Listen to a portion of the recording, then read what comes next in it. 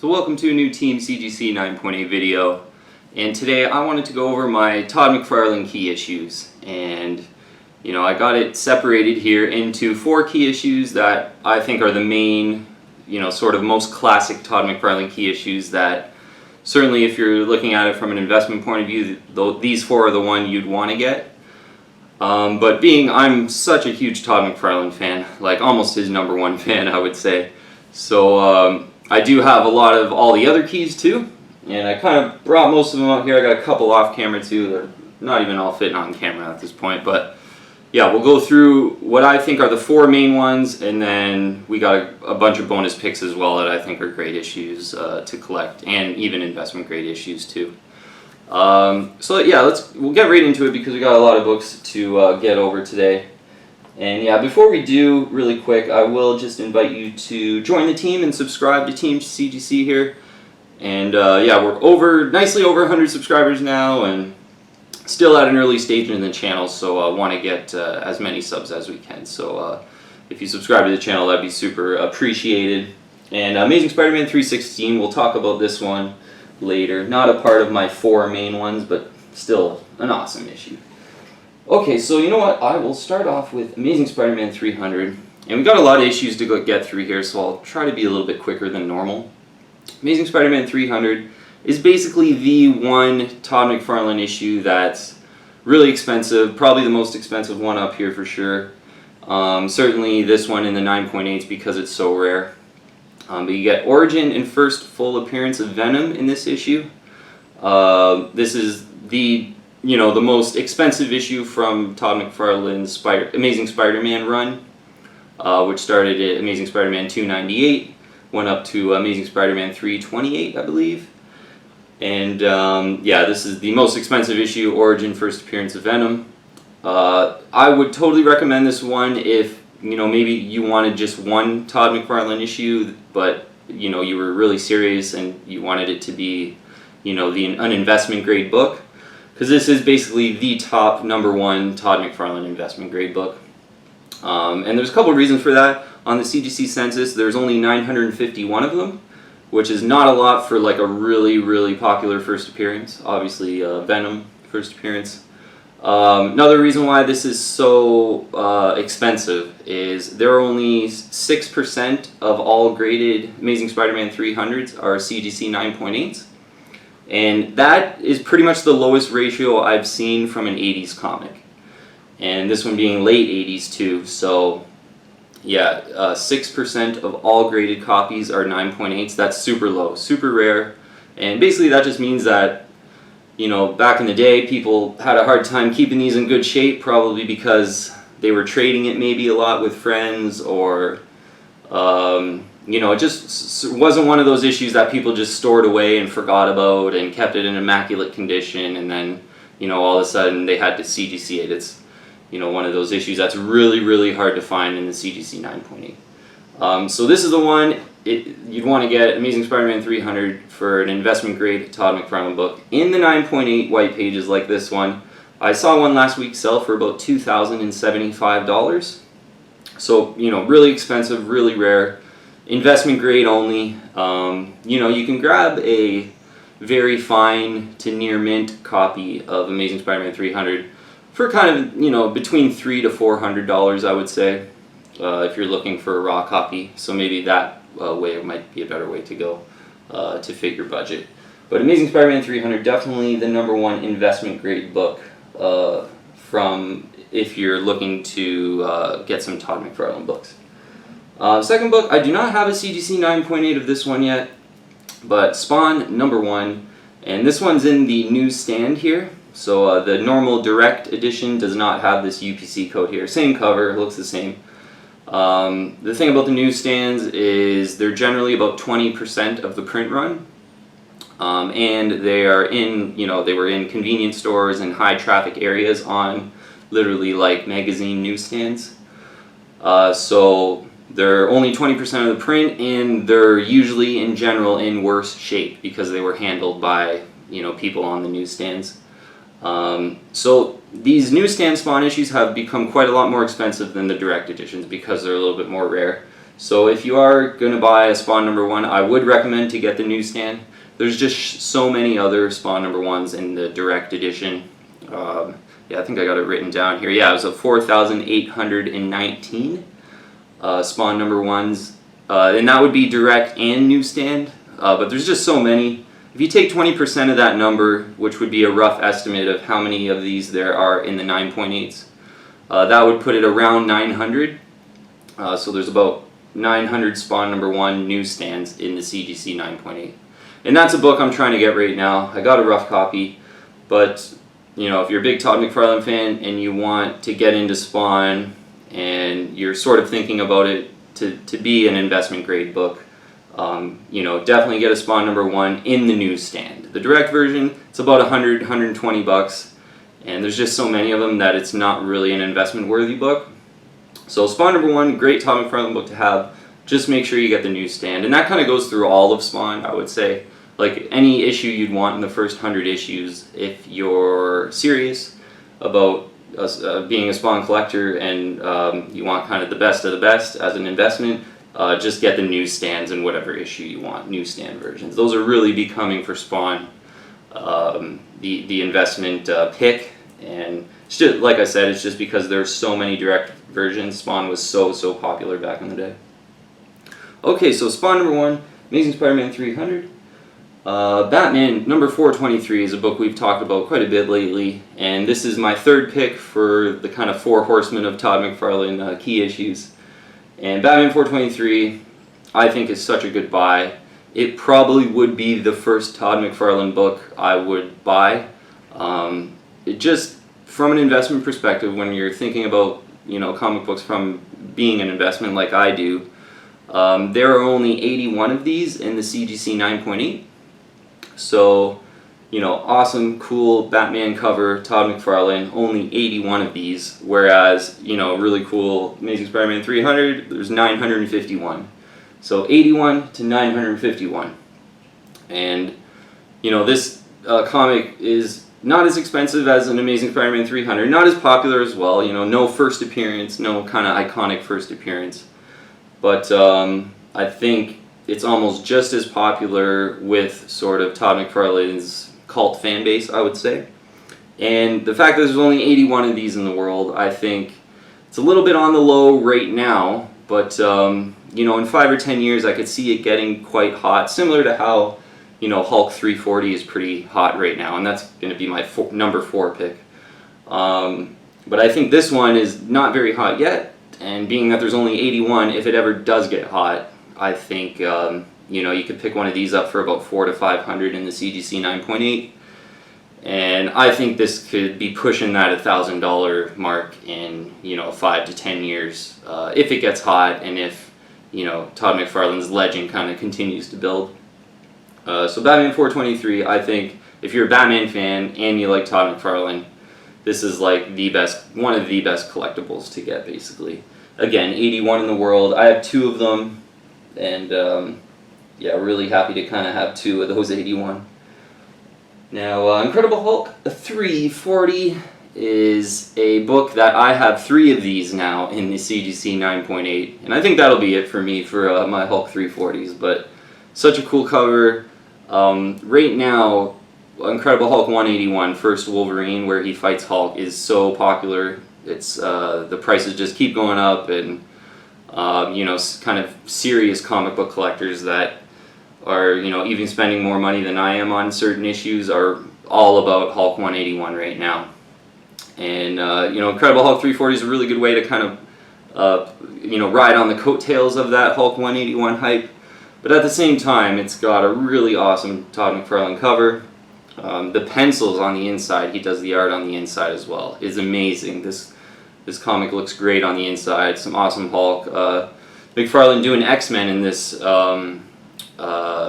comic too is one of the few times he did X-Men drawings. So yeah, there's so much to like about this issue.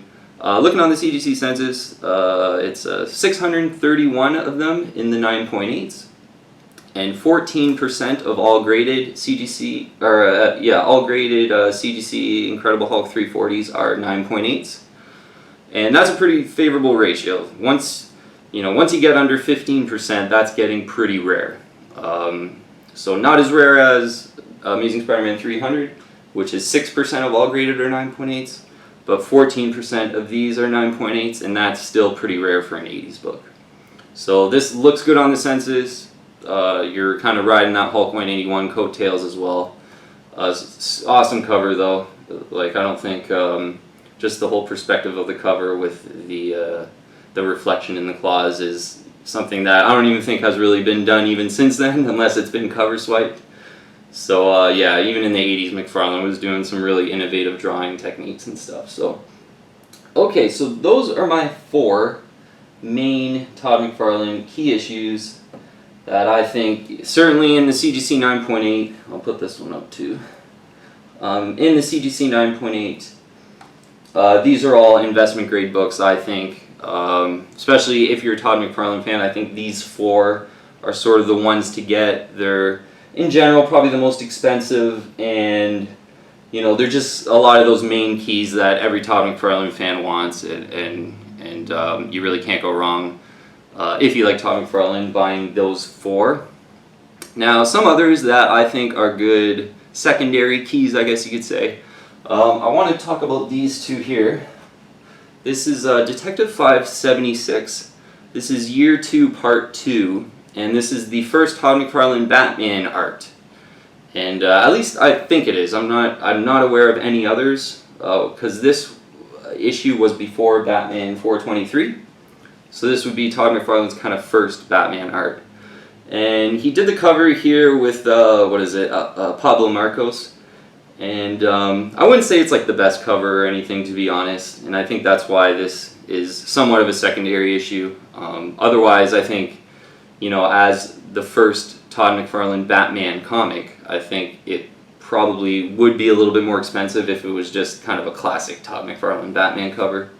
But you do kind of have the circle elements here, and it almost looks like, you know, he maybe did the circle part with this whole thing, and then maybe Marcos did the actual Batman. I'm not too sure specifically, but you still got, yeah, his sort of half circle here, which Mcfarlane really loves to do circles on his covers for sure.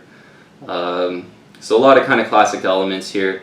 Year 2, Part 2, first Todd Mcfarlane Batman. This one I had purchased for about $130. So certainly one that, a secondary key, I would say, Todd Mcfarlane secondary key that you can get for a decent price. That's Detective 576, first Mcfarlane Batman. And then we'll follow that up with Amazing Spider-Man 298, first Todd Mcfarlane Spider-Man. And I think this one's a really good one to get. His Mcfarlane Spider-Man run was so popular, so to get the first time Mcfarlane did Spider-Man, I think is good. You get a first cameo appearance of Eddie Brock in this one as well. This issue, pretty hard to find in this white white cover in a high grade as well. So that's another thing I like about it. It's, you know, a bit of a love-or-hate cover. I personally love it. This is one I have a big nostalgic connection to because, you know, with, I know I told the story in another video, but with, you know, this comic cost me $20 when I was like 8 or 9 years old, and it was the most expensive comic I had, and I couldn't afford Amazing Spider-Man 300, but so Amazing Spider-Man 298 was my Todd Mcfarlane issue when I was 8 or 9 years old that, you know, I paid like the last 20 bucks I had to grab it. So an issue that I really like, first Todd Mcfarlane Spider-Man, first Eddie Brock, and this one going for about I saw one, did it on the video yesterday, it went for $260. I think it was $260 something. I don't have it written down here, but yeah, anywhere from kind of $250 to $300 for this issue in the CGC 9.8. And I think that's a pretty good investment grade issue too, because you know, first Todd Mcfarlane Spider-Man, first Eddie Brock and cameo, there's a lot of firsts. Plus, between $250 and $300 is, I think, a really good price. Like going over some of the prices here for, I think I did, yeah, prices for Spawn #1 in the newsstand and a CGC 9.8. You're looking at anywhere from $350 to $400. Spawn #1 CGC 9.8 in the newsstand. I've seen a lot sell for $3.99, you know, $4.03, $3.97, depending on the auction, and some even has a buy it now for $3.99. Batman 423 In the CGC 9.8, you're looking at anywhere from $400 to $500. Sometimes even more. I've seen, sort of bidding wars actually erupt somewhat on this issue for like a really nice copy. So you can even get into like $500 to $550. But in general, if you find a decent deal on it, it's about $400 to $450. Incredible Hulk 340, it sells quite reliably for about $400. Sometimes, depending on the centering of the issue with McFarlane's signatures on the side, if you get a perfectly centered one, it could get up to that $450-ish level. But basically $350 to $450, I would say, for Incredible Hulk 340, depending on how it looks. Okay, a couple other secondary keys. Amazing Spider-Man 316, first Venom cover, first awesome, cool Venom cover. Yeah, this is one I really wanted, to grab in the 9.8s when I kind of first really got serious about collecting. Really cool Venom cover. This one is running you about into that sort of Amazing Spider-Man 298 range, so $250 to $300 in the CGC 9.8. And you don't really get a first appearance in this issue, but it's such a classic cover that's been swiped a bunch of times. And this is basically the first Venom cover that Todd Mcfarlane did. On 315, the issue before this, there's like a little face of Venom. But essentially this is known as like the first cool Venom cover, and it is super cool. So yeah, this issue for in that $250 to $300 range, I think is a really good buy too. And it sells really well, so you could certainly have a lot of years of ownership for this and great pride of ownership with this issue, and then sell it on the way out pretty quick for $250 to $300 again. And maybe if you hold it for 5 or 10 years, it's going to be worth even more than that. And last issue that I got that I'll show you, I really love this issue just if you're into Spawn or Batman or Todd Mcfarlane. Spawn Batman crossover, you got Frank Miller doing the story, so that's so cool. I think like a lot of times, yeah, they just cover swipe the Batman The Dark Knight Returns, but to actually have Frank Miller do the story too, I think is so cool with this issue. Yeah, in CGC 9.8 Spawn Batman crossover, the signature series in this issue tend to go for like a lot, but if you don't buy the signature series, you can get this for like anywhere from $100 to $150, which I think is a pretty awesome deal. The insides of this issue are amazing with Spawn and Batman, they go kind of hand in hand. They're both sort of darker type superheroes, and I think they're just perfect for McFarlane basically. So the penciling on the insides of this are amazing, and to get Frank Miller to actually do the story and not just to cover swipe it and not even have him, I think is a huge bonus for this issue too. And yeah, if you like Spawn and Batman and even like Todd Mcfarlane, to grab this for $150 or whatever it is, in between that $100 to $150, I think is a really good buy. And pride of ownership with this one is awesome too. To get a 9.8 for I think mine was $125, $130 American or something like that. I was like, yeah, sign me up. That's awesome. So a couple other runs that Todd Mcfarlane did I think are really cool buys, and I have a couple of the copies in like rough copies and things like that. I don't have 9.8s of these, but that Incredible Hulk run from 330 to 346, and during that he didn't do 335, so I guess it would be 330 to 334, and then 336 to 346. I think those are, you got a lot of really cool covers in there, McFarlane Hulk type covers. Obviously you got Incredible Hulk 340, which has kind of become the key issue of that range. But if you really like Todd Mcfarlane though, I think just buying some of those issues, just going to your local comic shop, they have them in their bins, and if you can grab a couple of those issues for $5 or $10 each, I think those are really good buys. Just if you can get them in a near mint condition, that would be great too. But some really cool Hulk covers that McFarlane did during just when he was kind of coming on the scene, I would say. Also, New Mutants series, he did a couple books that I really like some of the covers as well on some of those books. And even in the CGC 9.8, some of those books are getting quite up there, I would say. But it's New Mutants number 85 to 89 and number 93. So New Mutants number 85 to 89, Mcfarlane did the covers, I believe, or at least helped with the covers, and 93 as well. So that's New Mutants. And then, of course, you got that Amazing Spider-Man run, and we sort of went over all the keys here.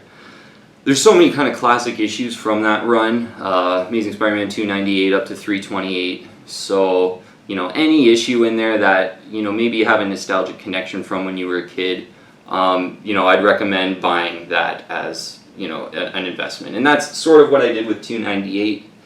You know, obviously you want to have a 300, and I want to have a 316. And I do have 315 and 317 in the CGC 9.8s too, the sort of 3 Venom issues. But my pick out of that range, which would not be those Venom issues or 300 or you know, 316, would be 298. I think that's a really good one. Like another one, that the Action #1 cover homage, I think that's 303. I think that one's kind of a bit of a sleeper where most people tend to overlook it, but being that it's an Action 1 cover homage and, you know, Todd Mcfarlane Spider-Man from this really popular era, I think that could be a pretty decent one to have in the 9.8s. I know a lot of people like that Hobgoblin cover as well. I think that's 312. A lot of people like 328, the Hulk cover. So there's a lot of ways you can go about it, and what I would personally recommend is just, you know, whatever you were nostalgic for as a kid. You know, buy the keys first. I would certainly recommend to buy the keys because then they're easier to sell on the way out and everything. But then if you wanted to add another issue or two, just buy, you know, the issue that you love the most as a kid, even if it's not a key issue, or, you know, just the one that you have that big nostalgic connection to. Okay, so a lot of issues to kind of get through here, and I tried to, I think, rush through it a little bit more than I normally would do, not, you know, not necessarily talking about the price or the CGC census as much. But yeah, I just wanted to kind of get all my Todd Mcfarlane keys out, and I know like for Batman 423 I have 2, Incredible Hulk 340 I have 3 in the 9.8, so I didn't get them all out, but and I do have a 9.8 Spawn in the Direct edition, this one being the Newsstand edition, which I would recommend. I mean, if you just really love Spawn and maybe you're on a budget, then Spawn #1 Direct Edition is good, but if you are thinking about it from an investment perspective and maybe you're willing to spend a little bit more money, yeah, Spawn #1 in the Newsstand would be my only option. I wouldn't really recommend the Direct version unless you just wanted it, just because there's so many, and I pretty much think they're going to be at $100 to $150 forever almost because there are so many. But yeah, you know what, Todd Mcfarlane, you know, when he busted out in the 1980s, late 1980s, just the detail he was using and the innovative techniques just seemed different from what was happening before, where, you know, I think the art was really good. I mean, certainly 70s and 80s art is awesome, but I think when Mcfarlane came in with that detail and, you know, it's a little bit of... it's kind of dark, and especially, you know, certainly when he started doing Spawn, that even almost looked like a whole new type of comic. It sort of used that modern type of ink style mixed in with Mcfarlane's like incredible penciling and super detail, mixed with Spawn being kind of a dark-ish superhero. Like, I feel like Spawn was just, like, when that came out, it was just a whole new thing. And I think that's going to last, you know, the test of time. I think Todd Mcfarlane, you know, my sense, you know, even in the early, like, thousands, my sense was that, you know, Todd Mcfarlane was a bit, not hated, but just not welcomed as much from, I would say, sort of the Bronze and Silver Age collecting community. They just thought, you know, he's a new artist, and, you know, maybe he wasn't as good as people are saying he is. But I think now, I think he's pretty much has gone down as a legend. I think he's totally respected throughout the industry now. And yeah, when you do kind of look back at some of these 80s and early 90s issues, and you do see the detail and the innovative techniques, and again, Spawn, I think the way that he inked Spawn just completely started a whole new generation of comic books, basically. Because yeah, if you look at some in the late 80s and then look at a Spawn, which was only a couple years later, they do look quite different. And yeah, I think it's really because Todd McFarlane ushered in pretty much a new way of making comic books and art, which I think will stand the test of time. I think all these books are pretty much really good investments. And you know, yeah, Todd McFarlane books for me, they're not something that's going to get like really hot at some point and, you know, really, and then go really low at another point. Like, you know, most of the people that enjoy Todd McFarlane, you know, collected his books again in the late 80s and early 90s and now have grown up and just, they want the books. So it's not like, you know, someone's seeing a new Todd McFarlane movie or something and all these issues are, you know, skyrocketing for whatever reason. And I mean, that could happen if a new Spawn movie comes out and it's awesome. That would be kind of cool. I think last year some of these issues may have been inflated a little bit because there was all those rumblings that Spawn was going to be played by Jamie Foxx, and it was actually in a Spawn issue. So, but that seems to be calming down a little bit. And yeah, I think even right now for a Spawn Newsstand, you know, whereas last year a lot of them were selling for pretty much $400, I think now you're seeing some that are going for like $350, maybe even a little bit less than $350. Someone wants to get rid of it really quick. But yeah, you know what, Todd McFarlane is pretty much my favorite artist. I think all these books will hold their value over time, and yeah, being that a Spawn movie could come out, there are a few catalysts in the future, but even if there aren't a few catalysts, I think, you know, 20, 30, 40 years down the line, McFarlane will essentially be like a modern Stan Lee, and yeah, I think all these books will do well over time as investment grade books, and that's why I'm recommending them. Okay, so a lot of books to get through today, but thanks for watching it today, and thanks for checking us out and subscribing to the channel. If you have not subscribed to the channel, please join the team and subscribe here to Team CGC. And yeah, right now, I mean, doing about 5 videos a week, I would say, and I got a lot of different ideas kind of on the back burner ready to go. And so yeah, expect, I would say, about 5 videos per week as well. So make sure you do subscribe and click that bell to get all the notifications. But thanks so much for watching the video today, guys, and I will see you on the next one.